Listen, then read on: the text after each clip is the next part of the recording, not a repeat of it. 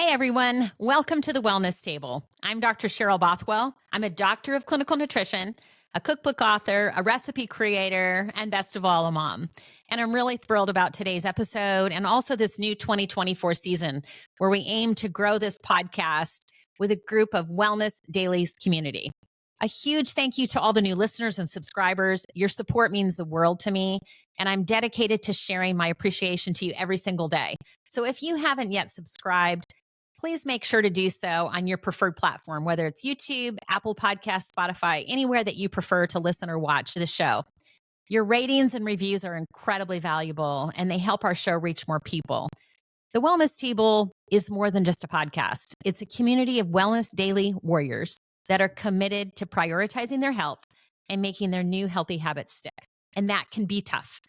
And that's why I'm here to provide you with the trusted science and the 20 plus years of clinical expertise to inspire, educate, and empower you to take charge of your own health. I want you to be fully empowered and wholly informed. There's a lot of confusing health information out there, and we're here to talk about it all of the different ideas. There's no bad idea here. And let's talk about them with fresh conversations on nutrition, food, health, wellness, and how do we fight disease with food and our daily choices. And today we're going to focus on prioritizing your health and the power of food and lifestyle in beating cancer and other diseases. So pull up a chair and let's get ready to transform our lives, one delicious bite and one healthy habit at a time. Last week, we touched a little bit on the clinical aspects of cancer as we explored and talked about the story of Kate Middleton's cancer diagnosis. It touched me deeply, not just as a doctor, but as a mother and a human being. Her grace and concern for others, even in her time of need, reminded me of the paramount importance of our health. And this personal connection to health challenges isn't new to me. I've witnessed firsthand this type of bravery and resilience of individuals facing cancer, including my own 17-year-old daughter. The courage and positive outlook that so many of my friends, family, and as I saw this in Kate Middleton, that their positive outlook in such a time of adversity, it's a source of inspiration. And it's a driving force when my daughter received her diagnosis that led me to pursue my doctorate in clinical nutrition. And also the reason for Dr. Cheryl Wellness. In today's world, we're often bombarded with messages about physical appearance, weight loss diets, cosmetic surgeries to look better, quick fixes, without the concern for the impact on our health. And I find that when people are coming to me for care, their number one reason will be inevitably, how do I lose weight? And talking about that impact on health has very little concern. They want quick and easy, permanent weight loss. But after a diagnosis, people come to me with completely different needs. So as I see Kate Middleton and as she's struggling with her life and her health and wanting to live her very best life and fight this cancer, she's going to be looking and interested in highly prioritizing her best health. And I just think if we could live like that every single day, if we could live like we all had cancer every single day, because silently inside of us, we kind of all do. And we'll talk a little bit more about that as we go. But it's crucial to remember that true health and happiness come from within. It's about nourishing our bodies, minds, and souls, and appreciating the incredible power of the choices that we make every day in what we eat and how we live that can protect us. So again, it's not about a quick, easy promise of permanent change or weight loss or muscle building. It's about living our very best life and starting to do that before a scary diagnosis even occurs. So prioritizing our best health is what Dr. Cheryl Wellness is all about. And the goal today for today's episode is so much about encouraging you to prioritize your best health before a scary diagnosis. And we'll talk a little bit about how we can fight cancer and starve cancer and the exciting new science in that. So today will talk about the foods with the superpower to fight cancer and other diseases. But I also first want to highlight that there is so much focus right now on counting the grams of protein at every meal, counting the calories. What's the best diet? Our goal is balancing blood sugar. We're looking at all of these social posts on this continuous glucose monitoring. But the goal is to either lose weight or build muscle. Insulin resistance, I find, is a huge topic for my podcast listeners, the Wellness Dailies, and also for the followers on Instagram. I see a lot of attention to those types of topics and posts when I talk about them. But what I see people looking for the most is a quick fix to look good over focusing on the health impact of their food choices and lifestyle choices. We can easily lose sight of some of the most important areas of our body's natural health defense that's fighting disease with 10,000 DNA hits to our body every single day that need to be protected, clear out free radical damage and cells that have gone bad. And this is where the tumors come from. So we've learned that in autopsy reports, 40% of women ages 40 to 50 had breast tumors with no cancer diagnosis. And again, this is in an autopsy. And 60% of men that were aged 50 and 60s in an autopsy had prostate tumors with no diagnosis. And what I also found was interesting is for people above the age of 70 with no cancer diagnosis at autopsy, 100% had tumors present in their body. I really love this because what we can learn here is that our body's natural health defense fought off these tumors. And what we find is we die with our tumors instead of from our tumors. And this process is all happening silently inside our body by what we eat and how we live. That's what impacts this entire process.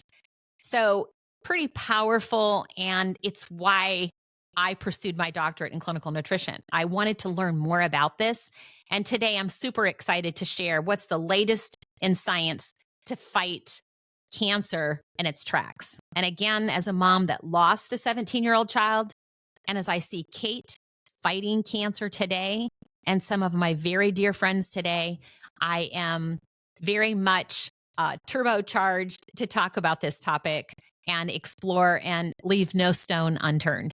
So we'll talk today about our body's superpower, natural health defense, and learn a little bit more about what we eat and how we can live to use this superpower to fuel it, optimize it, maintain it, control it, to live our very best life. And we can add more healthy years to tomorrow. The goal is to die with our tumors and not from them. So today we're going to focus on angiogenesis because it plays a huge part in what makes cancer so dangerous. And we'll continue our conversation. We talked a lot about this last week about how we can starve cancer and again die with our tumors and not from them. And I think if we understand this system in a 30,000 foot view, it will help us understand the power of our plate and our lifestyle choices as we start to talk more about the foods later in the podcast. So this angiogenesis system is a defense method to protect our circulatory system and our natural health defense system. It constantly senses when and where more blood vessels are needed to keep our organs healthy and functioning. This is how we move oxygen and nutrients to all the cells in our body. So the circulatory system is powerful to many diseases, and we'll talk a lot about this today. On the other hand, this system is also constantly on the lookout for situations where blood vessels need to be pruned back. Not too many, not too few, but in just the right balance with the mix of blood vessels is what a healthy angiogenesis system is designed to accomplish. And this is happening 24 hours a day, silently behind the scenes.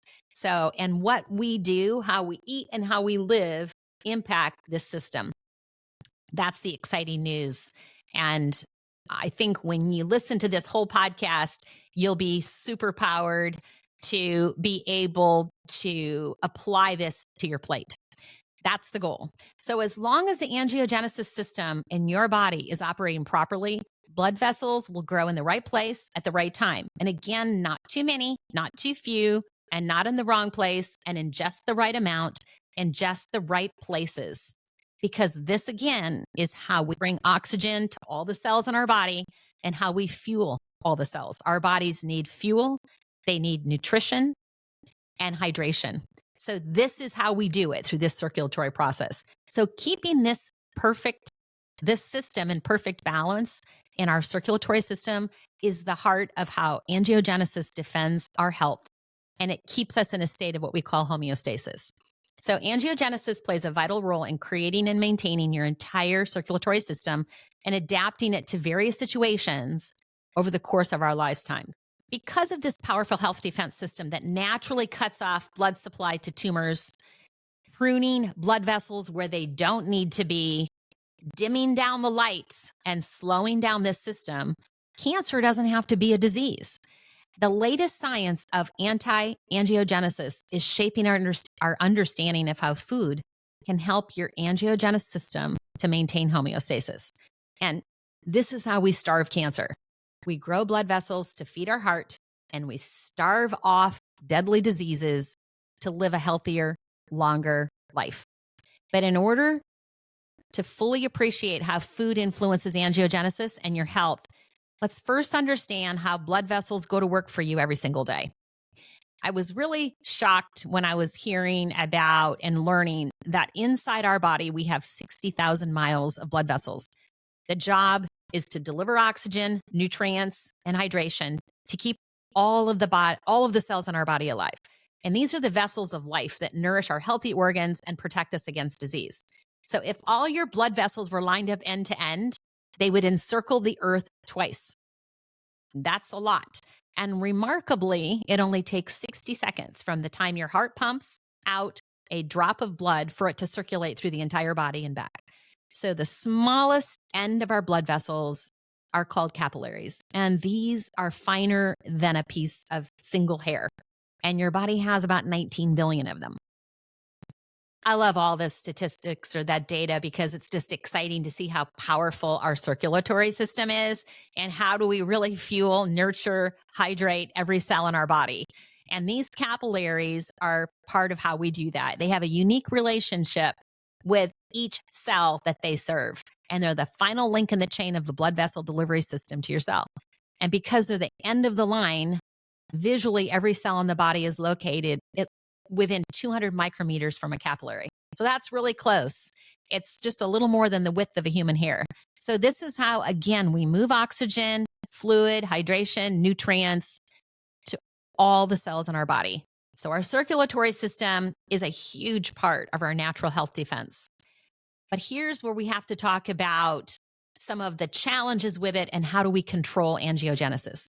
So when it's properly constructed, these defense new blood vessels can last a lifetime, keeping our skin and our organs alive. The angiogenesis system constantly senses when or where more blood vessels are needed to keep organs healthy and functioning. If there's an oxygen deprivation, it will call to build more blood vessels. So in wound healing, we see this after a heart attack. It's like a master builder. Blood vessels detect the need from your muscles after a workout. More blood flow is needed to build muscles. So if you're wanting to build more muscles, angiogenesis is your friend. And doing and eating and living a lifestyle that promotes and stimulates angiogenesis helps you build muscle. We keep hearing it's about eating protein. It's about eating the protein, but it's really about building the blood vessels to allow us to build more muscle. That's the key. On the other hand, the system is also constantly on the lookout for situations where blood vessels should be pruned back. So again, not too few, not too many, just the right balance and mix of blood vessels is what a healthy angiogenesis system is designed to accomplish. And that's happening 24 hours a day. And I like the concept of the dimmer switch. It's how do we control this homeostasis? So it's like a dimmer switch. The intensity can be upped to grow more blood vessels when there's a need, when the oxygen's deprived, when there's a wound, a heart attack. And when it needs to be dimmed, your body has endiogenesis.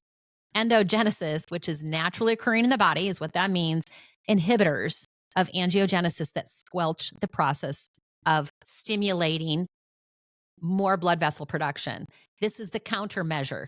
It includes our muscles, blood, heart, brain, breast milk, and even semen. All of these are a part of this having a dimmer switch to control the amount of blood vessels that are needed. So your body's control of angiogenesis needs to be perfect to optimize your best health. And over the course of the lifetime, however, many factors can derail this defense system, leading to either an excessive angiogenesis, which can feed diseased tissue, or on the other hand, insufficient angiogenesis, which can lead to tissue loss and death. So those are the two things we want to talk about with angiogenesis, the diseases from insufficient angiogenesis and also the diseases that come from excessive angiogenesis. And cancer is one of those diseases that happens from excessive angiogenesis. And we'll talk about some of the other ones as well. But first, I want to look at the microscopic cancers that we talked about that are growing in your body to see how the breakdown of defense happens and the dire consequences, so you can learn a little bit more about why it's so important to eat the right foods and live well every single day for our best health. The main reason microscopic tumors or cancers can't grow is your body's natural angiogenesis inhibitors, the dimmer switch being turned down. These countermeasures can keep tumors in check by depriving them of blood supply, and we call this starving cancer.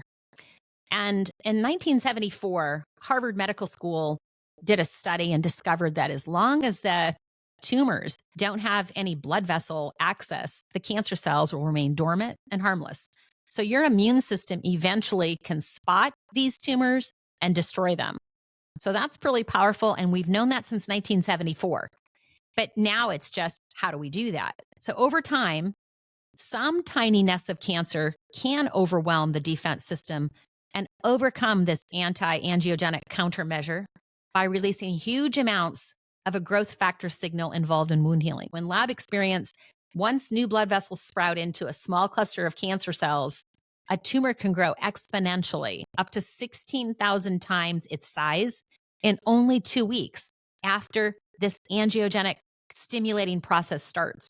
So when tumors hijack the angiogenesis defense system to grow their own circulatory system or their own circulation, a harmless tumor quickly becomes a potentially deadly cancer.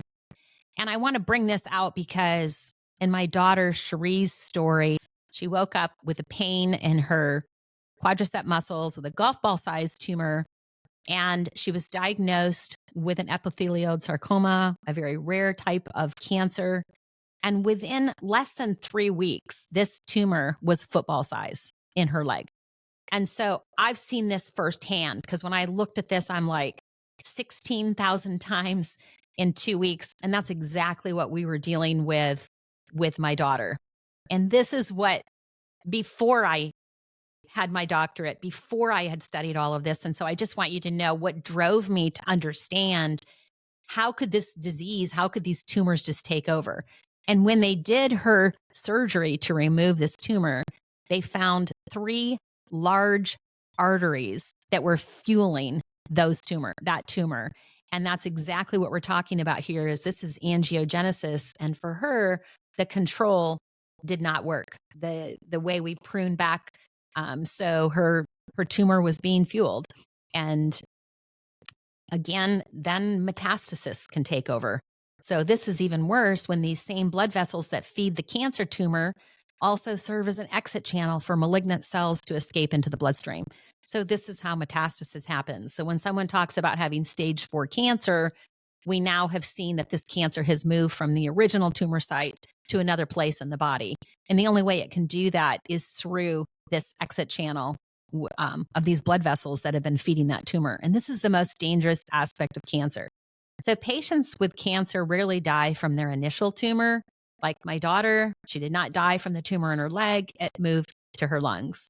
And so this is typically why we initially can remove the tumor as we did her tumor, but it metastasized. And that's like buckshot. It peppers through the entire body.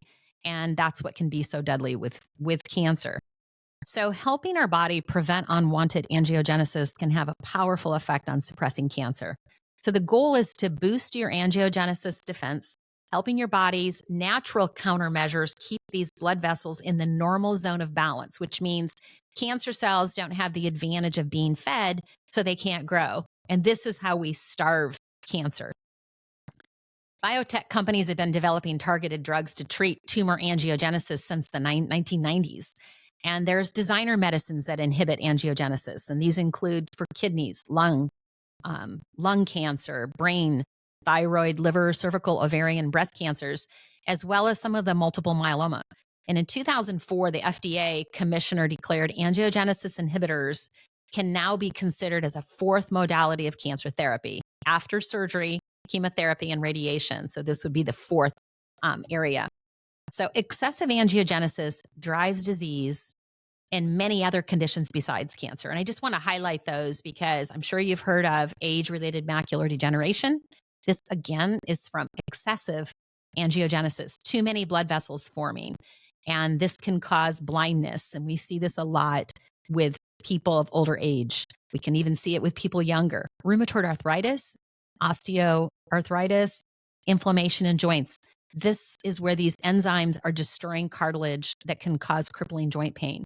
Psoriasis and Alzheimer's are also these excessive abnormal angiogenesis diseases. Alzheimer's affected brains are abnormal and they do not actually improve blood flow. So they're creating these blood vessels that aren't improving blood flow, but instead they just release neurotoxins that kill brain cells. So that's a very unique approach to Alzheimer's.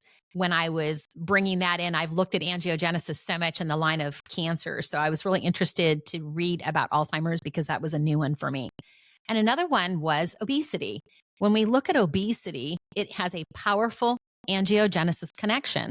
So although obesity is very multifaceted, we know it's connected to, there's so much with genetics, insulin resistance, diabetes. It's like, what comes first? Is it being overweight, or is it the diabetes that causes the overweight as we look at type 2 diabetes? These are questions that we've asked so many times, but diseases that relate to blood sugar. But also as we look at angiogenesis related to obesity, I found it interesting that it's a multifactorial disease or condition, and it's operating or eating the wrong foods that generate high levels of angiogenesis, stimulating growth factors that circulate in the blood. So just like tumors, a mass of fat requires new blood vessels to grow and feed newly formed fat cells. So when we look at adding fat cells to the body, that's a part of the obesity as a disease and how angiogenesis plays a role in obesity, especially extreme obesity. So pruning excessive blood vessels is important, but just as important is maintaining the body's capacity to grow an adequate circulatory system to protect organs that need to increase or restore their blood supply. So for all of these health concerns and many others, it's exciting new angiogenic targeted drug treatments are showing promising results in the lab and in clinical trials. And of course, our focus today is on the dietary approach to angiogenesis. So we'll talk more about it, but here's the goal in summary, is to boost your angiogenesis defense. It's happening silently inside of your body. This is helping your body's natural countermeasures that keep blood vessels in the normal zone of balance. So this means cancer cells don't have the advantage of being fed, so they can't grow. This is how we starve cancer and other diseases driven by excessive angiogenesis. So this may be our key to looking at other approaches to Alzheimer's disease. And this is becoming one of our lifestyle. It is a lifestyle-related disease that we want to be fighting as well. So pruning excessive blood vessels is extremely important to optimal health. But just as important is maintaining the body's capacity to grow an adequate circulatory system. So we're protecting the organs that need to increase or restore blood supply, again, like after a heart attack. So we'll talk about some of those diseases because we often think of circulatory system relating to the heart, and it is greatly related to the heart. But I was just adding this twist to angiogenesis and our circulatory system as a natural health defense and the exciting new science that we're seeing in how we can control diseases of excessive angiogenesis and also diseases where there's insufficient angiogenesis. So the exciting news is looking at these latest studies and the dietary approach to angiogenesis, my specialty. So this is food is a targeted approach to optimize and regulate angiogenesis. And this is the new science. It's really powerful. I keep calling them superfoods, but then I think about our body is super powered and it's listening to the foods that we eat. The bioactive ingredients in those foods are just like medicine to turn on, turn off, dim the switch, control our whole angiogenesis health, natural health defense system. So this is with the foods in your pantry, in your refrigerator, and on your plate. So we have the prescription already in our hands with the targeted medicine to fully control our angiogenesis system. It's pretty powerful. So let's talk about the dietary approach to angiogenesis. So these are the foods that help shore up your angiogenesis defenses to help your body resist disease. And first, let's look at the anti-angiogenesis foods because today's focus has been continuing our conversation about cancer, talking about Kate Middleton, talking about my daughter and some of my dearest friends right now that have stage 4 cancer and the people that come to me to say, my mother died of cancer, my family member died of cancer, and I want to prevent it and fight it every single day. So this is how we do it, and this is my message for you. So until a few years ago, no one knew that food could stimulate angiogenesis and improve blood flow. But the current scientific evidence now is very clear that your diet can help increase your circulation. So we can see foods that within even an hour of consumption can improve your circulation by 25, 27%. That's why you'll see blueberries as the logo for Dr. Cheryl Wellness, because blueberries are so powerful in improving circulation. But as we look at diseases driven by excessive angiogenesis, and let me highlight a few: cancer, all types of cancer, brain cancer, breast cancer, cervical, ovarian, kidney cancer, leukemia, lung cancer, multiple myeloma, thyroid cancer, prostate. We're also adding to the cancer list other conditions like Alzheimer's disease, age-related macular degeneration, and then diabetes-related vision loss, endometriosis. This is one that so many younger people are struggling with and can increase our risk for having uterine cancer. And this is the cancer that got my mom. My mom had endometriosis, untreated, and it led to endometrial cancer. And that is what took her life with a 2-year battle to cancer. So I very much highlight that one. Obesity we see as a health condition or a disease that is related to excessive angiogenesis. Psoriasis, rheumatoid arthritis, osteoarthritis, and again, just highlighting that obesity is on this list. So when we look at foods that can be anti-angiogenic, we're looking at the healthy angiogenesis system is the process of forming new blood vessels throughout the body in just the right amount, in just the right place. But there are some foods that have a dual ability to not only help form new blood vessels and protect our circulatory system and maintain it so that for problems of insufficient angiogenesis, but have the dual ability to also help be an anti-angiogenic food with the ability to prune excessive blood vessels to protect organs and starve cancer. So I want to especially highlight those foods today that have the dual benefit. And again, that's just what the research is showing us today. I think many of these foods will have a dual benefit, but some of them are really standing out right now in the research that's being done.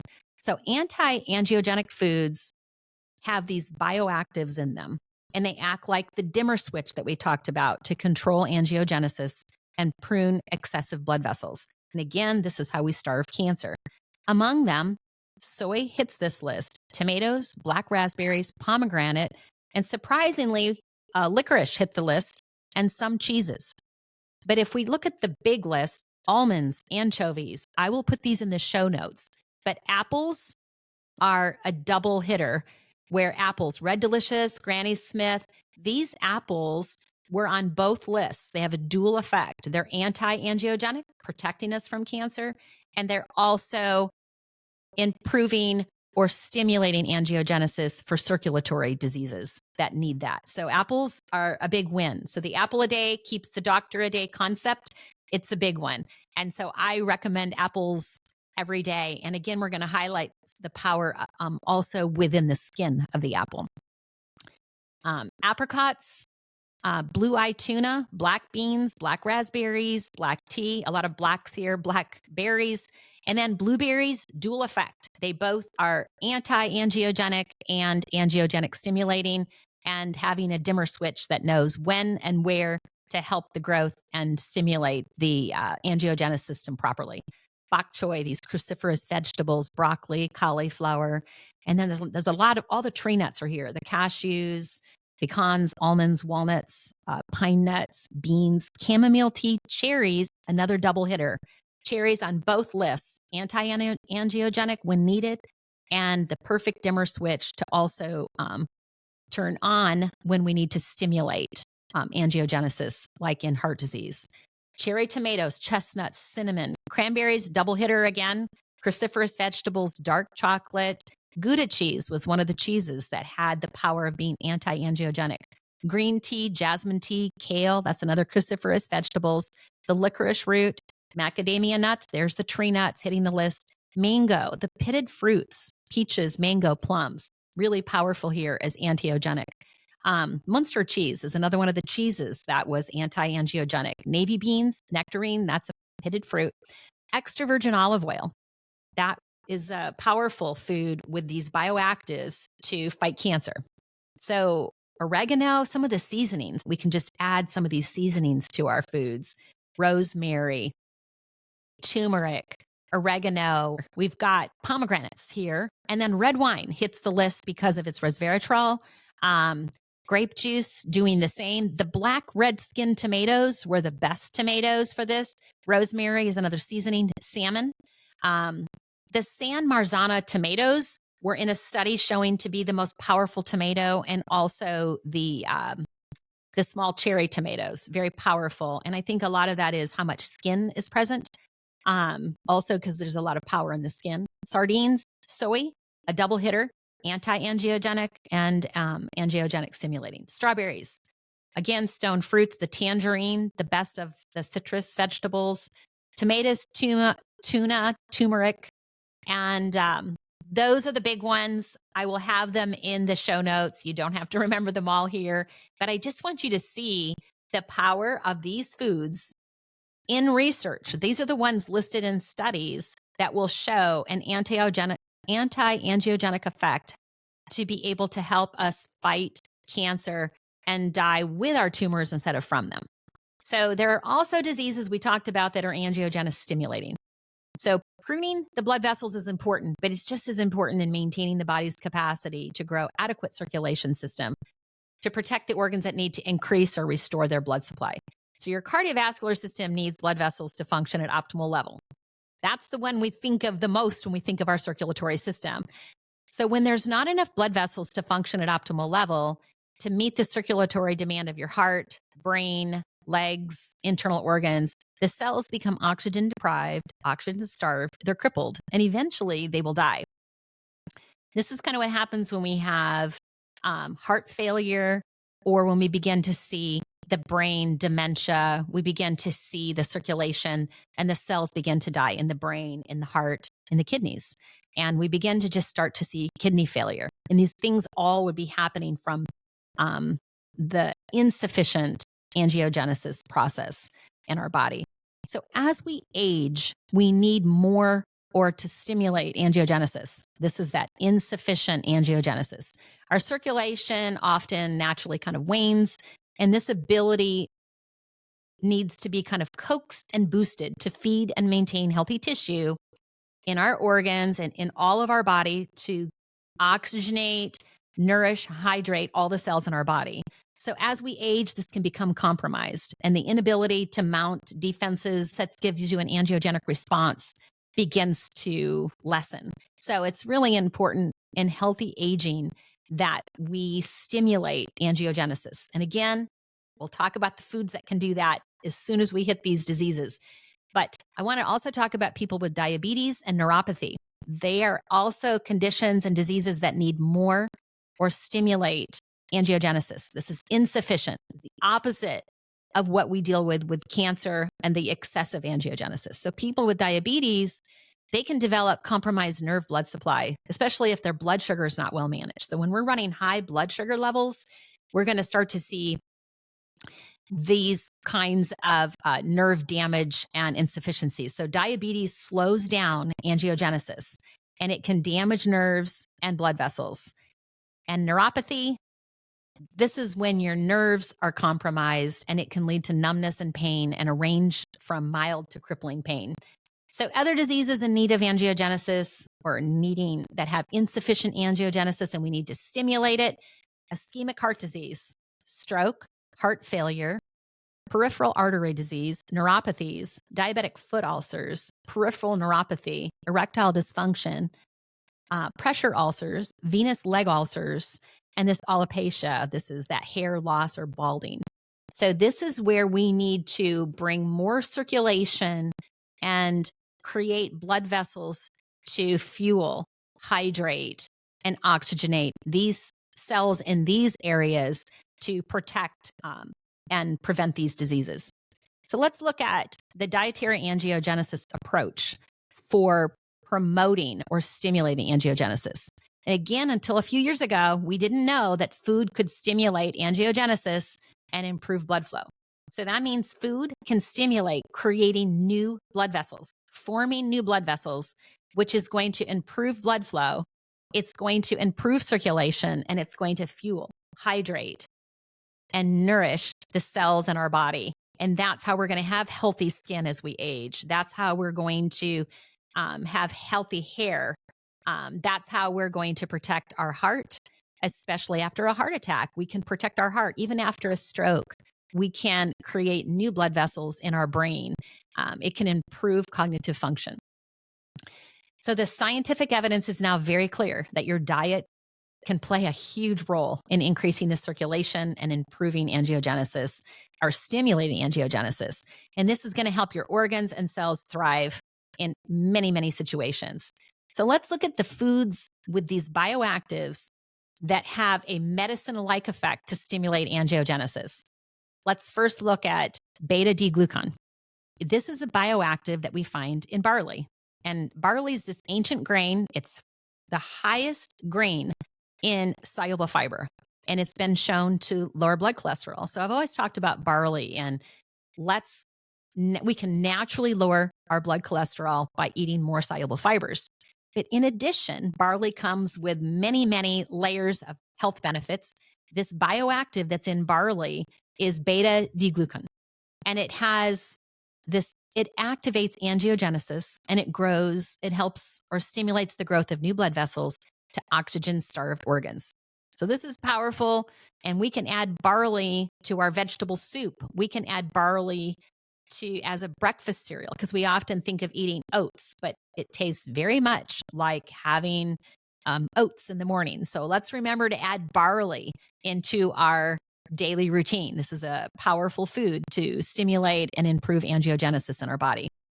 Scientists have observed that barley, the beta-D-glucan in barley, can double the survival rate after a heart attack by increasing angiogenesis to oxygen-starved organ or to the heart. So this new blood supply protects the heart and decreases the amount of damage caused by the heart attack. So if you know someone that's had a heart attack, if you know someone that has heart failure, barley is their friend. If you know someone suffering from cognitive disease, barley, it can help us create new blood vessels.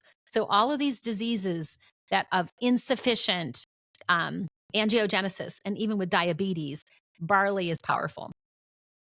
Now we're going to look at, and barley again is a grain, a whole grain. So now we'll look at lignans. This is a bioactive that is found in flaxseed, sunflower seeds, sesame seed, pumpkin seeds, chia. And flax seeds at 800 times all of the others. So flaxseed's the winner here. And I talked about these lignans in flaxseed in last week's podcast because they really stimulate angiogenesis in the heart after a heart attack. So these are angiogenic stimulating bioactives. This is targeted food as medicine. These seeds are also high in dietary fiber. So now we get this dual effect that they can also lower cholesterol naturally and fuel our healthy gut microbiome. So very, very powerful. This adds layers of health benefits that can protect your heart and your health and all diseases of excess that need to stimulate angiogenesis. Also, we can look at some other whole foods with bioactives, and ursolic acid. This is found in ginseng, rosemary, peppermint. These are peppermint tea can do this. Apple peel. So this is a part of eating the whole apple that is really powerful. And we'll talk a little bit about some of the other, it's also in cherries and the skin of cherries, raisins, some of the dried fruits, dried blueberries, dried cranberries. They're even higher in ursolic acid because they're dried with the fruit skin or peel intact. So that's a big part of stimulating beneficial angiogenesis. They have that targeted ursolic acid, which is the medicine, that bioactive in that food. And again, it's found these dried fruits. Like I said, the sultana raisins, cherries, cranberries, and blueberries are really high in this. But again, remember the other list is ginseng, rosemary, peppermint, and apple peel. So this ursolic acid can stimulate angiogenesis and can inhibit the harmful angiogenesis that feeds cancer. So this has a dual benefit. It can inhibit the harmful angiogenesis to starve a cancer, starve a tumor. And it's also a bioactive that works on both sides of angiogenesis at the same time. So it helps to ensure the balance of this health defense system for our circulatory system. So very powerful ursolic acid. So these are things we want to add to our plate every single day. Quercetin, it's a bioactive. It stimulates angiogenesis in face of an oxygen deprivation of tissue. So this is like after a heart attack or a wound or an area where there isn't oxygen, where something needs to be healed. And yet it doesn't provoke an overgrowth of blood vessels or feed a tumor. So quercetin inhibits inflammation, and also it inhibits tumor angiogenesis in animals with lymphoma and breast cancer. So that's in an animal study. This is not in a human study, but it's showing a lot of power. And again, when we're looking at food as medicine, there's no downside to eating foods that are high in this quercetin bioactive. So when I see something that is really helping decrease inflammation and it's pruning off and it's stopping the production of angiogenesis to fuel lymphoma and breast cancer, I think that's powerful. And at the same time, it's defending against cancer, the excessive angiogenesis. It's also defending against heart disease or diseases of insufficient angiogenesis. So these are foods that are rich in quercetin. And here's the list for those: onions, red leaf lettuce. I'm not a big fan of red leaf lettuce, just buying it because it seems like it gets bad quicker than some of the other lettuces. And so I was reminded to include more red leaf lettuce in my buying of fresh produce every week. Hot green chili peppers, cranberries, black plums, capers, and apples hit this list again. So this is stimulate angiogenesis in oxygen-deprived tissue and inhibiting tumor angiogenesis. Powerful. That's quercetin. I wanted to also highlight with quercetin that you can get this in a supplement form, and it's a very powerful, and I found this in my botanical medicine class, that at a medicinal level, you can use quercetin as a really great antihistamine for people that have a lot of allergies and they don't want to take something that might make them feel tired. And so I have used quercetin as a supplement for people with a lot of just mild allergies and found great improvement by taking quercetin as a supplement. And again, that's a medicinal level, but these are the foods that could also be included to support that. Some of the other foods that are supportive of improving angiogenesis or stimulating angiogenesis: apple peel, apples, again, barley, black plums, blueberries, double effect. Apples had the double effect. They can protect us from cancer and they can improve circulation. So that's really powerful. Chia seeds, chili peppers, cranberries, double effect again on angiogenesis. Flaxseed, these are those lignans. That's the bioactive. The bioactive in barley is that beta D-glucan. And ginseng, onions, peppermint, pumpkin seeds, that red leaf lettuce that I need to do more of, rosemary, sesame seeds, raisins, sunflower seeds. And these are the lists of the foods that in the latest research have been very powerful in stimulating stimulating angiogenesis and also many of them having a dual effect in being anti-angiogenic foods. So let's put this all together. Specific foods and beverages can starve cancer and excessive angiogenic diseases. That's where we can starve a tumor and we can die with that tumor instead of from it. And other foods and beverages can fuel and nourish our health and circulation and protect from insufficient angiogenesis diseases like heart disease, stroke, diabetes, neuropathies. So as we look at activating our angiogenesis defense system and helping to maintain a healthy state of balance, eating the right foods and beverages and adopting lifestyle behaviors like not smoking can prune away excessive blood vessels to thwart these diseases, to fight these diseases like cancer, endometriosis, vision loss, arthritis, Alzheimer's disease, and even obesity.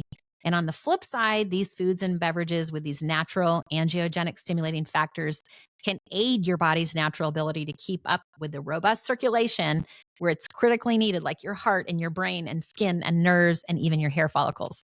So the angiogenesis dietary approach is easy to adopt in everyday living. All you need to do is know how your blood vessels influence your health. And then it's going to be easier for you to identify and think about foods and beverages and ingredients that we've talked about that can keep your healthy circulation flourishing and not growing out of control. So let's simplify it. Which foods and habits have the power to optimize your angiogenesis, your body's natural health defense for the circulatory system? I created the wellness score. So you've got a simple tool right at your fingertips with all the 10 proven foods and beverages and 10 lifestyle habits at just the right dose.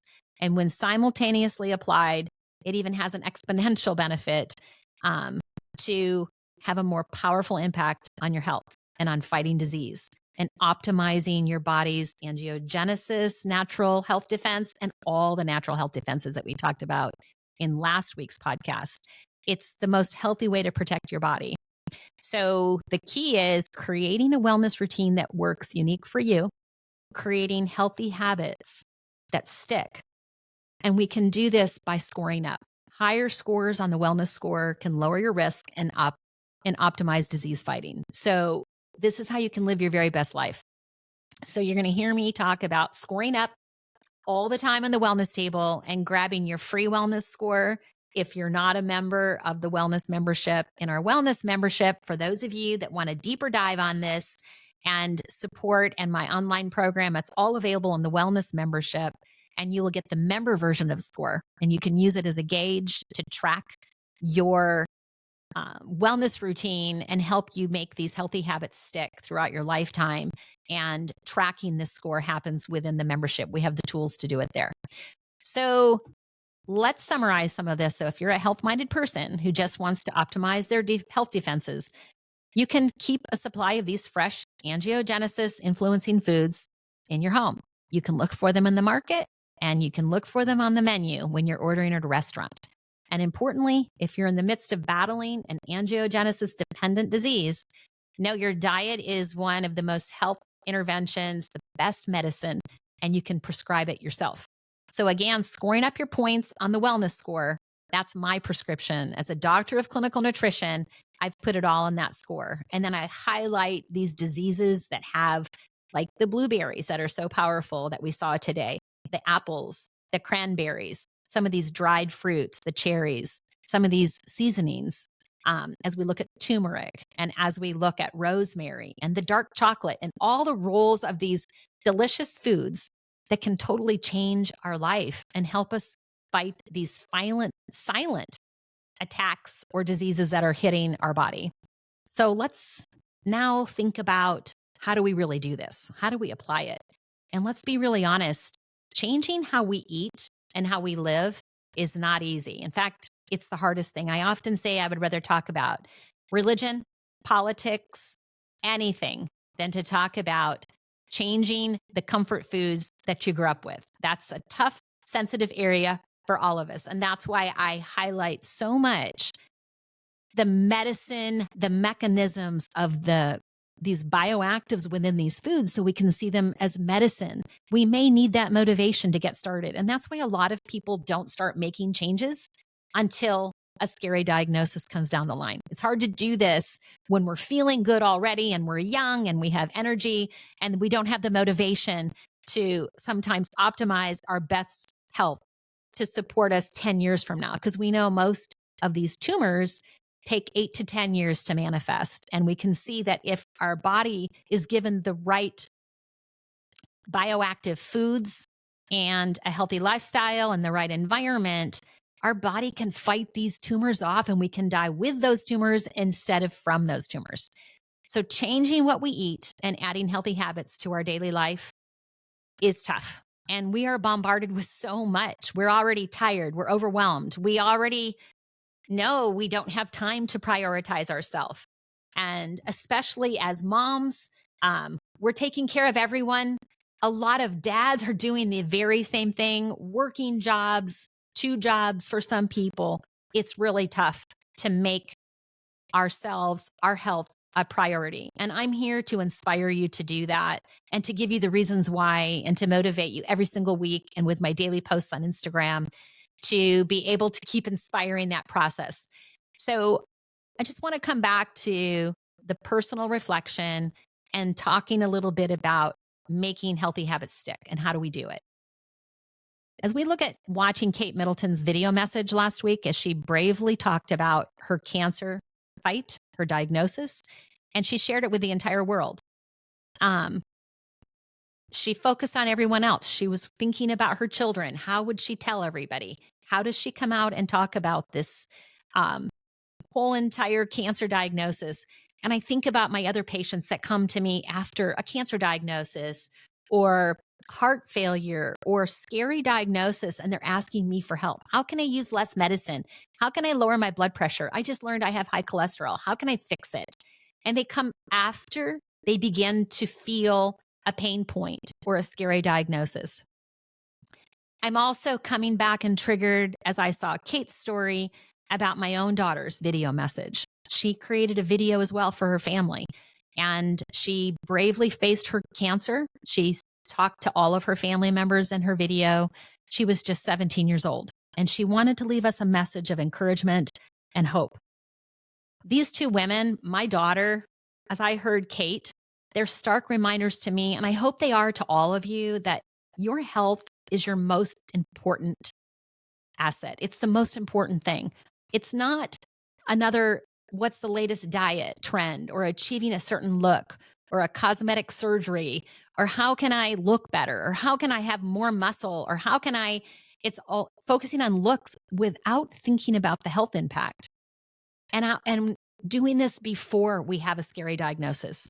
How can we nurture our body and our minds before a diagnosis so we're fighting off these silent hits to our body, these DNA hits, our body's fighting these diseases silently. And our daily choices of what we eat and how we live are the most powerful medicines to support that whole entire system and optimize it. And this, at the end of the day, is our best, this is living our best life. This is health. So Kate Middleton, Cherie, my daughter, and my close friends that today are facing a cancer diagnosis, these are my champions.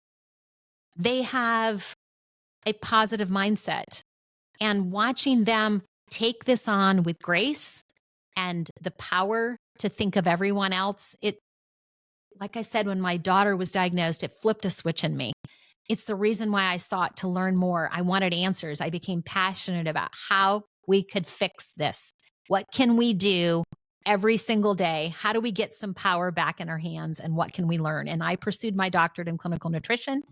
But I want you to know that I'm here at Dr. Cheryl Wellness sharing it with you, and on the Wellness Table podcast and at my website, drcherylwellness.com. You're going to see all the free resources as well as a full wellness membership available, very affordable to everyone, everywhere, because I want to help people that are ready and they're all in and they're ready to make changes and they want some support and they don't want to do it alone.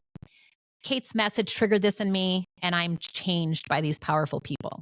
So we need to appreciate each day and realize that life is sweet.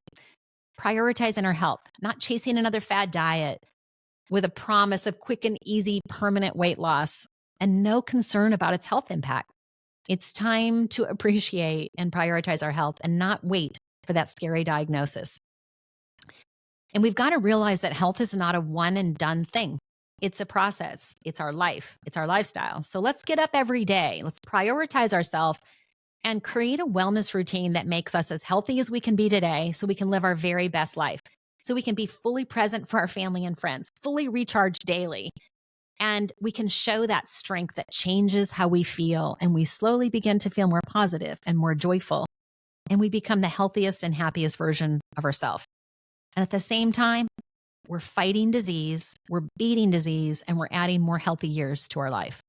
So let's realize too, our mental health and mindset is huge. And this can only be improved when our body is optimized, when it's healthy, and when it's cared for. So when we prioritize and recharge our body, we're also improving our mindset. And when we slowly make these changes, our mental health also improves. So it can change our mental outlook so we feel more positive. And we can realize, again, that life is sweet and we need to enjoy it every day.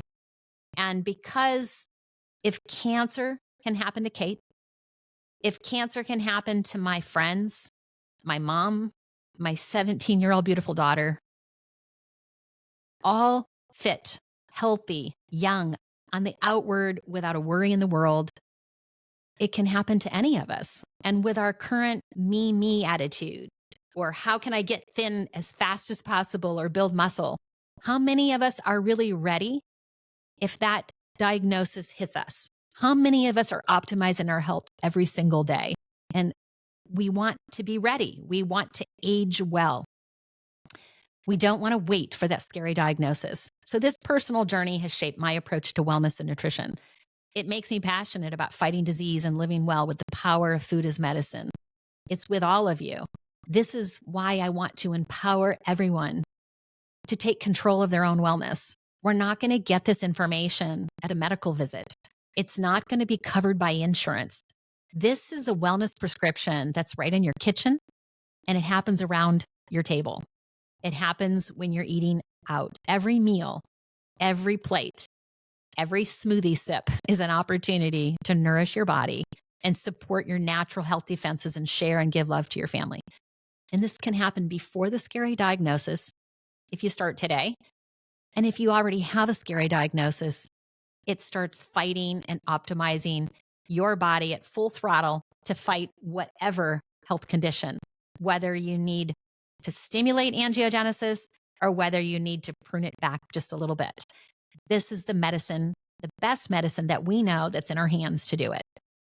And again, and I understand that starting something brand new is always tough. Remember starting a brand new diet? Maybe it promised quick and easy weight loss, or the promise of feeling better, or to heal something, or starting a workout regime, or a journal routine, or a meditation practice. Remember when that happened? And let's talk about how that may have gone for you. And this might be making you feel like you could fail with what we're talking about today. And so I want to walk through the process of how starting a new diet, starting a new lifestyle change can sometimes trigger these feelings. You first get really excited. You go in all in. This thing is going to change your life. You tell all your friends, you buy a whole new fridge of foods or outfits or whatever, and then poof, you stop. And these flashy new cool things suddenly lose its shine. You start to get into the humdrum of life, the busyness of life, and you go back to your comfort foods, back to the same Oldsville. Does that sound familiar? And this is something that can make us discouraged to try to start a new wellness routine or to start to prioritize our health because of our history of failing. So I just want you to know that you're not alone. And this isn't all your fault. Changes that stick typically aren't big. They're not bombastic, loud, and exciting. Sorry, it's not like this great big huge, I did this 10-day challenge and I had this response. I had this fasting and I did this, and I had this restrictive diet and I got this result. Making healthy habits stick, like I said, it's not big, it's not loud, it's not exciting. It's smaller, it's incremental, it's quiet. It's a lifestyle. It's something that we do every day. It's unassuming. It's invisible. It can feel unmeasurable. and it can feel like a tiny drop in the ocean. But this is your superpower over time. When we take these small steps, adding one healthy food, adding one healthy habit today, tomorrow, and over time, we begin to score up our wellness points and we create long-term sustainable transformation in our health and in your life. You'll begin to feel the energy come back. You'll begin to feel that brain fog disappear. You'll begin to see your body change and your waist circumference starts to drop and your muscles begin to flourish and you'll begin to feel more joy and you'll begin to live your best life. But the best part is you're healing from the inside out and you're adding more healthy years to your life. It's invisible, but it's happening one meal and one habit at a time. So no, it's not flashy, but this is real life. This is living real life. This is your lifestyle, and this is real health. And this is what I call your wellness routine. And this is how we start talking about how do we make new healthy habits stick. So remember, health is not one and done. It's not a one and done thing. It's a process, and it needs to be integrated into your lifestyle. That's the tough part. So we have to do it slow and steady. This is your daily wellness routine that you fall back to after the diet and the challenges are ended and real life happens and you realize that you're too busy or overwhelmed to focus on your own health. And you go back to those comfort foods or that comfort lifestyle that you grew up with. But when we integrate small habits and add healthy foods one at a time into our wellness routine that works in your preferences, tastes, lifestyle, and goals, your health goals, we start the first step. And it might not seem easy at first. The next step is to break the odds and learn to make these new healthy habits stick. So remember, don't think about all the failures. Let's start this fresh. And when we take those smaller habits and make these small steps and implement them today and tomorrow until they become automatic. And then one more, then we add one more and then another and so on. And suddenly these layered smaller steps become your second nature. And those bigger steps don't seem that difficult to make. This is how you can change your lifestyle, slow and steady. And this is what I call scoring up your health to live your best life today. And we don't need to wait for that scary diagnosis. So remember, we all have cancer in our body, even if we don't have a cancer diagnosis. We all get those 10,000 DNA hits to our body daily. And what we eat and how we live can fight off cancer and other diseases so that we die with our tumors and not from them. So this superpower wellness routine is what's missing in so many programs because it's not flashy. And that's why people in the Dr. Cheryl Wellness membership program and in the Take 10 program that we did, that was a 10-day residential program, it's why they see success where they never have before.